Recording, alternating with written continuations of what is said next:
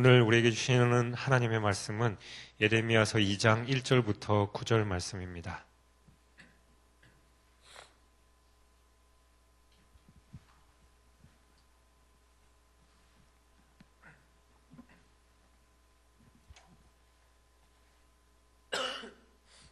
예레미야서 2장 1절부터 9절까지 본문이 기니까 저와 여러분 한 절씩 교독하도록 하겠습니다.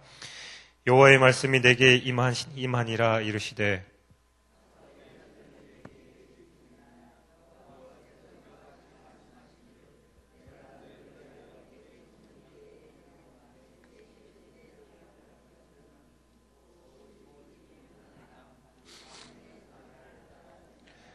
이스라엘은 여호와를 위한 성물 곧 그의 소산 중 첫 열매이니 그를 삼키는 자면 모두 벌을 받아 재앙이 그들에게 닥치리라. 여호와의 말씀이니라.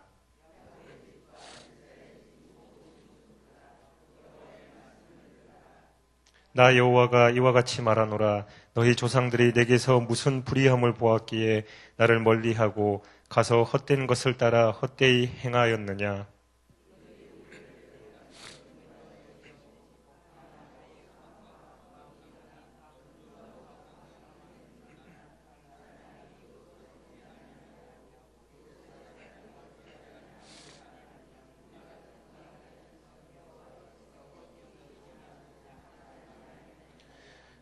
내가 너희를 기름진 땅에 인도하여 그것의 열매와 그것의 아름다운 것을 먹게 하였거늘 너희가 이리로 들어와서는 내 땅을 더럽히고 내 기업을 역겨운 것으로 만들었으며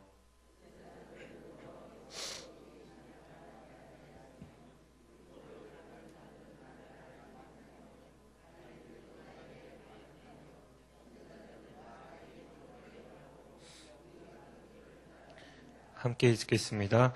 그러므로 내가 다시 싸우고 너희 자손들과도 싸우리라. 여호와의 말씀이니라. 아멘. 하나님으로부터 받은 메시지를 예루살렘 거민들에게 전하라라는 명령이 예레미야에게 주어졌습니다. 전달자는 전달하라라고 명하신 그분의 말씀을 그대로 전해야 하지요. 사족을 달 필요도 없고 또한 달아서도 안 됩니다. 사역자는 자신이 전하는 메시지와 하나님께서 원하시는 그 뜻, 하나님의 말씀을 깊이 묵상하고 또 비교해서 그것이 일치하도록 전하는 게 바로 그 사명입니다. 예레미야는 지금까지 은둔 생활하면서 율법 공부를 하고 있었습니다. 그러나 이제 번잡한 예루살렘에 나가서 모습을 드러내고 하나님께 말씀하신 그 말씀을 대언하는 그런 사명을 받고 또 나가서 외쳐야만 합니다.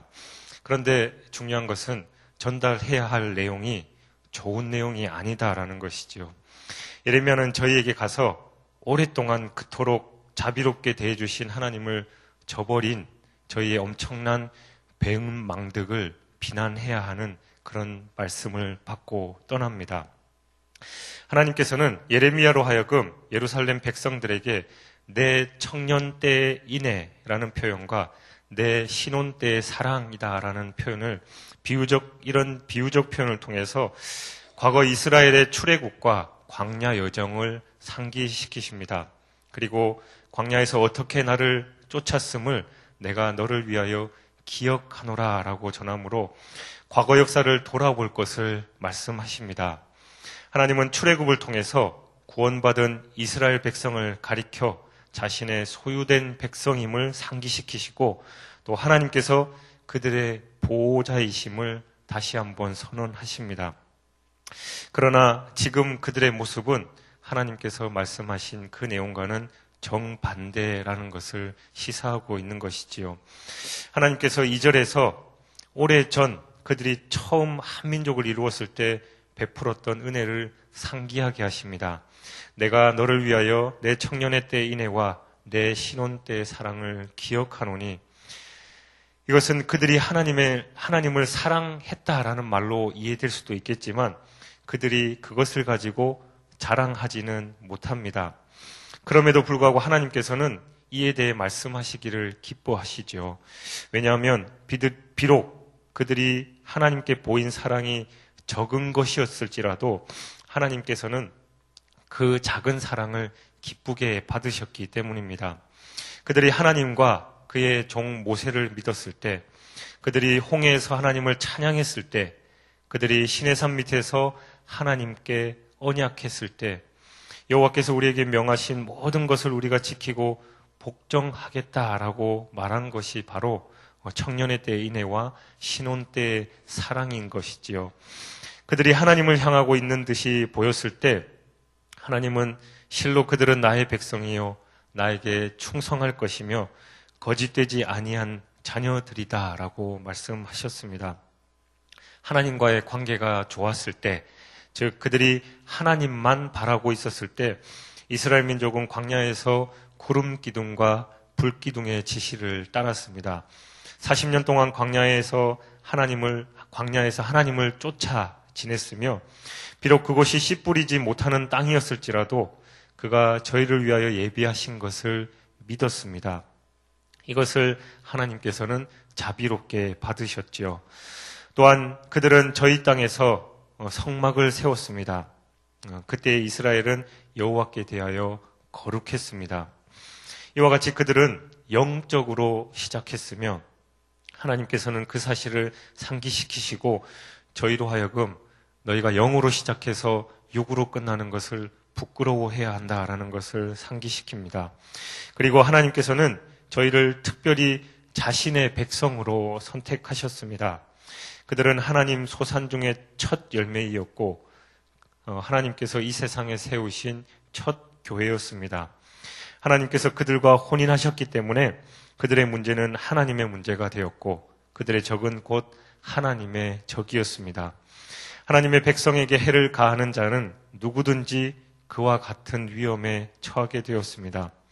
그 백성을 타락시키고자 하여 여호와께 거룩한 백성을 그 거룩함에서 떨어지게 하는 자들은 하나님께서 특별한 방법으로 대적하셨습니다. 하나님은 강한 손과 크고 두려운 일로 그들을 애굽에서 인도하여 내셨습니다. 그리고 자비로운 손과 많은 보살핌으로 사람이 다니지 않는 광야를 저희로 하여금 통각해 하셨습니다. 저 사망의 음침한 골짜기를 그들로 하여금 40년 동안 지나게 하신 것이지요.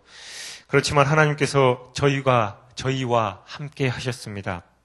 그뿐 아니라 거기에서도 하나님께서는 그들에게 구름으로부터 떡을 내려주셨고 바위로부터 마실 물을 내주셨습니다. 그리고 마침내 하나님께서는 그들을 가나안 땅에 정착시키셨지요.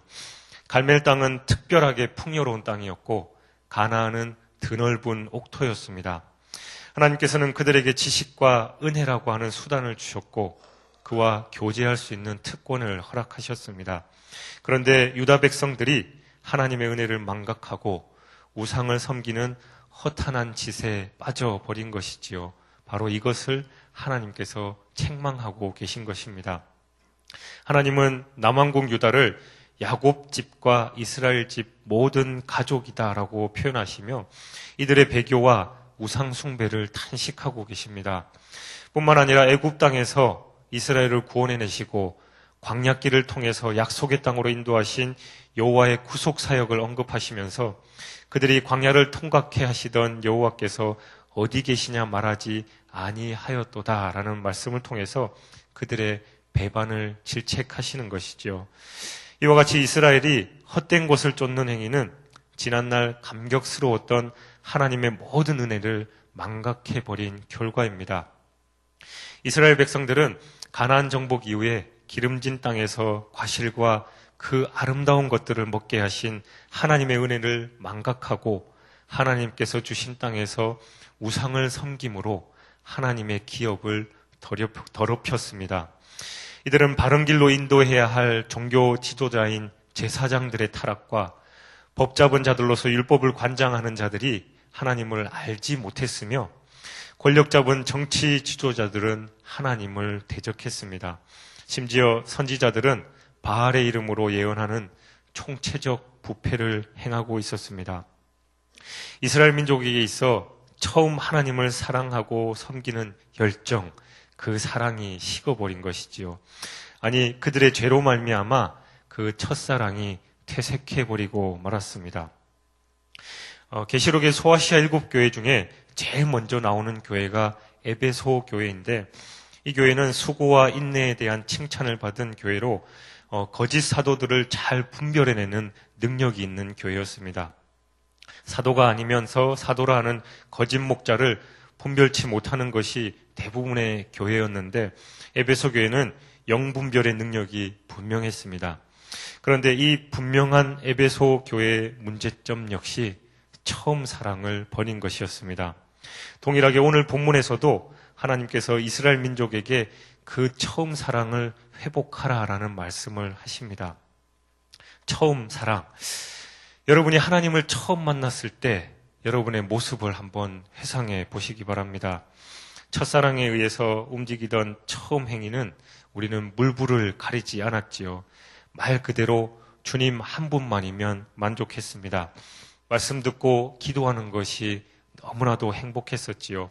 때로는 시간 가는 줄도 모르고 밤새는 경우도 많았습니다. 그런데 그 첫사랑을 잃어버리면 형식만 남은 신앙, 조직과 이론만 남는 냉랭한 성도가 되기가 쉽다라는 것입니다. 교회의 크고 작음이 교회 생명의 문제가 아닙니다. 얼마나 그 교회의 역사가 깊으냐, 그것도 문제가 아니지요. 교회는 처음 사랑을 가지고 그 첫사랑 같은 신앙생활을 하느냐가 바로 문제입니다.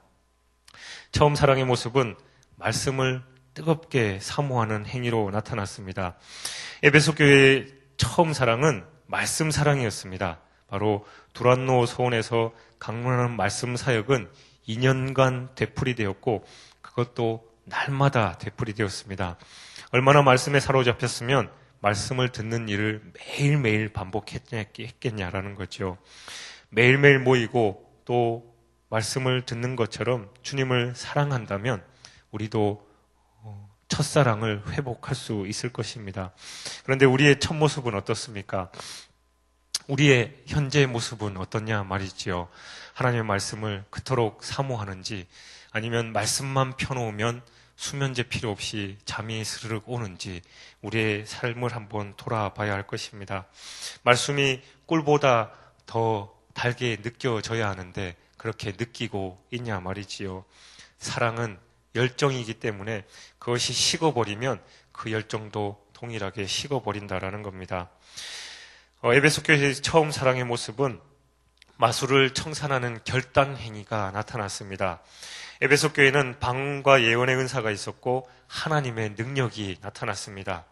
바울의 몸에서 손수건이나 앞치마를 가져다가 병든 사람에게 얹으면 그 병이 떠나고 악한 영도 떠나갔습니다. 마술하는 이들은 이것이 너무 놀라워서 흉내내는 그런 축사 행위도 했습니다. 더 놀라운 것은 에베소에 사는 유대인들과 헬라인들이 주 예수의 이름을 높이고 많은 사람들이 와서 자복했다라는 것이지요. 이는 예수가 참 진리임을 알고 모든 귀신을 쫓아내는 왕의 왕 되심을 알기에 할 수 있는 그런 행위였습니다. 예수님만이 귀하시기 때문에 미신 따위는 소멸시키고 마술 따위는 정리하는 과감한 결단력을 보였습니다. 이런 얘기를 들은 적이 있습니다. 어떤 세 가족이 처음 교회를 와서 예배를 드리고 집으로 갔는데, 갔다 와서 이제 집에서 이렇게 생활하는데 벽시계가 떨어져서 박살이 났대요. 그래서 교회를 갔다 와서 부정 탔나 보다라고 해서 그 다음부터 다시 교회를 안 나갔다라는 그런 얘기도 들었습니다. 미신을 믿는 자는 작은 사건에도 잘못될까봐 두려워하지요. 그런데 우리야 그렇지만 세상에 사는 세상 사람들, 흔히 표현하는 이방인들은 주님만 높이며 쓸데없는 거짓말로 현혹시키는 그런 여러 가지 자신들의 방식을 버리기가 쉽지 않다라는 겁니다. 그래서 사다리 밑으로는 내려가면 안 되고 다리 떨면 복 나가고 기타 등등 이런 것들에 사로잡히는 그런 모습들이 참 많이 있는 것이지요. 이런 것을 과감하게 버리는 결단력이 필요하다라는 겁니다. 그리고 처음 사랑의 모습은 무릎 꿇는 기도로 기도하는 영성적 행위로 나타났습니다. 에베소 교회 장로들은 바울의 말씀을 들었습니다. 예루살렘으로 떠나가려는 바울의 설교는 비장했지요. 사도행전 20장에 설교 말씀을 전한 후 무릎을 꿇고 그 모든 사람과 함께 기도하니 다 크게 울었다라고 기록하고 있습니다. 말씀을 듣고 기도하는 것은 당연한 마무리입니다. 말씀대로 살겠다라는 그런 고백이지요. 우리 담임 목사님의 표현대로 하면 인감 도장을 찍는 것과 같습니다. 그들의 기도에는 말씀을 듣고 회개하고 통회하는 눈물이 따라왔습니다. 무릎 꿇고 기도하는 이 영성적 행위는 하나님의 임재와 보호, 돌보심을 기다리는 태도입니다. 에베소 교회의 처음 사랑, 처음 행위는 정말로 아름다웠지요. 에베소 교회는 이렇게 세 가지 자랑스러운 처음 사랑, 처음 행위가 있었습니다. 그런데 이 처음 사랑과 행위의 영성이 너무 쉽게 잃어버렸습니다. 사랑이 꺼져버리면 문제입니다. 교회 생활은 사랑의 원유가 공급되어야만 합니다.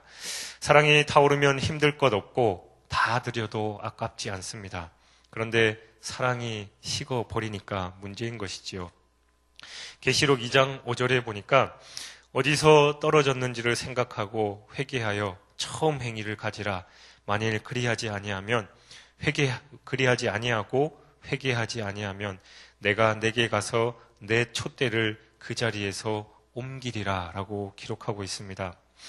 우리는 어디서 잘못되었을까요? 왜 헌신하지 못하고 왜 손해보지 못하며 왜 양보하지 않고 계산만 하고 있는 그런 삶을 지속하고 있을까요? 섬김의 일 앞에서 핑계와 변명만 늘어놓냐 말이지요. 우리는 속히 돌아서야 합니다. 신앙적 열정에 사로잡힌 그 첫사랑을 회복해야 합니다. 우리는 하나님의 은혜, 그 좋았던 기억을 다시금 회복해야 합니다. 여러분의 삶에서 신앙생활이 형식적인 것 같고 교회 예배를 드려도 기도해도 감동이 없고 열정이 없고 뜨거움이 없다면 바로 그 첫사랑을 잃어버린 거지요. 이스라엘 백성이 광야길에서 너무나도 조건이 안 좋고 또 사람도 다니지 않고 배고프고 힘든 여정이었지만 오직 하나님 한 분이 계셨기 때문에 그들이 하나님으로부터 은혜를 공급받고 만나와 메추라기를 통해서 공개를 받으며 힘든 길을 묵묵히 걸어갈 수 있었던 거, 하나님에 대한 열정이 있었습니다. 그래서 오늘 본문 말씀에 하나님이 그 광야를 회복하라, 그 첫사랑을 회복하라 라고 말씀하고 있습니다. 광야 같은 인생길, 여러분의 삶은 어떻습니까? 힘들고 어려운 거 당연하지요. 경기가 어렵다고 합니다. 또 이리저리 많은 문제들이 있고 힘든 일들, 넘으면 또 산이고 산 넘어 산인 것이 우리네 인생입니다. 그럴 때일수록 더욱더 하나님을 바라보는 열정, 그 첫사랑, 그 뜨거움을 회복하시고 회개하고 기도하며 하나님과 동행할 때 어떤 인생길을 걸어간다 할지라도 하나님께서 공급해 주시는 그 은혜가 풍성할 줄 믿습니다. 그 첫사랑을 붙드시고 오늘 하루도 승리하시는 저와 여러분 되시길 주님의 이름으로 축원드립니다. 기도하겠습니다. 하나님 아버지 감사합니다. 이스라엘 민족들의 그 처음 하나님과 행복했던 그 삶을 다시 한번 묵상해 봤습니다. 하나님께서 이스라엘 민족에게 그 광야의 길을 첫사랑을 회복하라라고 말씀하신 것처럼 우리에게도 동일한 말씀을 주시는 줄 믿습니다. 하나님, 우리가 하나님의 말씀을 듣고 또 그 말씀으로 인하여 매일매일 행복한 삶을 살아가는 열정을 허락하여 주옵소서. 늘 기도하게 하시고 말씀을 깊이 묵상하여 하나님과 동행하는, 하나님께서 함께 하시는 그 은혜 풍성하게 누리는 삶 될 수 있도록 주님께서 축복하여 주옵소서. 감사드리며 예수 그리스도 이름으로 기도하옵나이다. 아멘. 오늘 공동 기도문은 교육입니다. 우리 함께 교독하며 기도하겠습니다. 10년, 20년, 아니 주님 재림하실 때까지 내다보며 다음 세대를 사랑으로 품고 세워가게 하옵소서.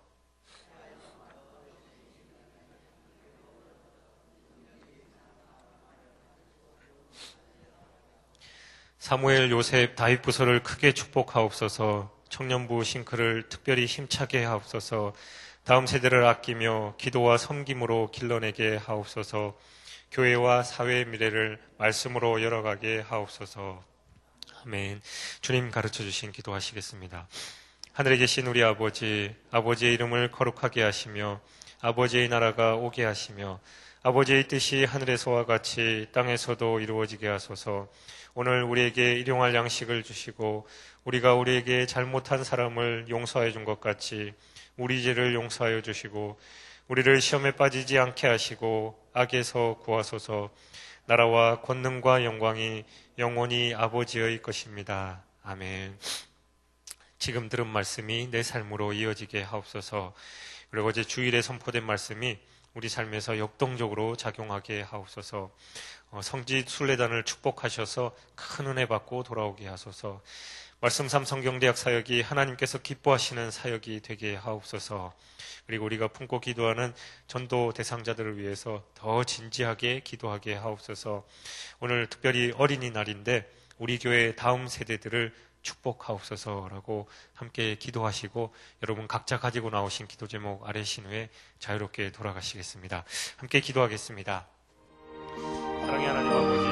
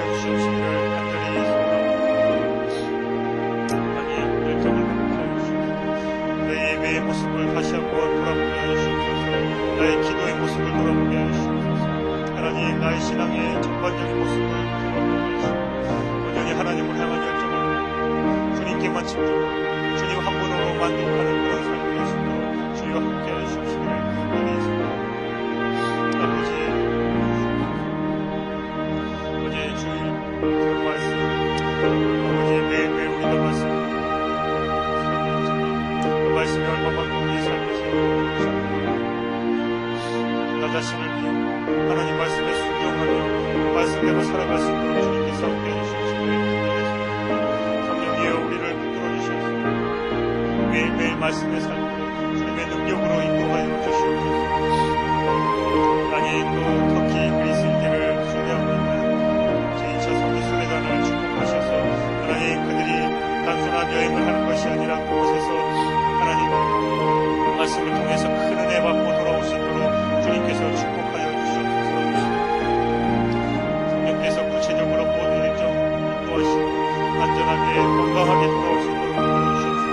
간절히 하나님 말씀 삼성경대학 사역이 진행되는 가운데 있사오니 하나님 그 사역을 축복하셔서 정말 하나님께서 기뻐하시는 사역이 되게 해주시옵소서. 말씀이 삶이 되는 훈련을 통해서 하나님과 동행하는 하나님께 영광 돌리는 기쁨을 살아갈 수 있도록 축복해 주십시오. 간절히 소원하옵나이다. 하나님 우리가 전도 대상자들을 위해서 늘 기도하는 가운데 있사오니 더 진지하게 기도하게 하시고 우리가 기도할 때 그들이 주님께로 돌아오는 역사가 일어날 수 있도록 축복해 주십시오. 간절히 소원하옵나이다. 사랑하는 내 가족들, 친지들, 이웃들 하나님 우리가 그들을 위해서 기도하는 가운데 있사오니 속히 주님께로 돌아오게 하시고 그 천하보다 귀한 영혼이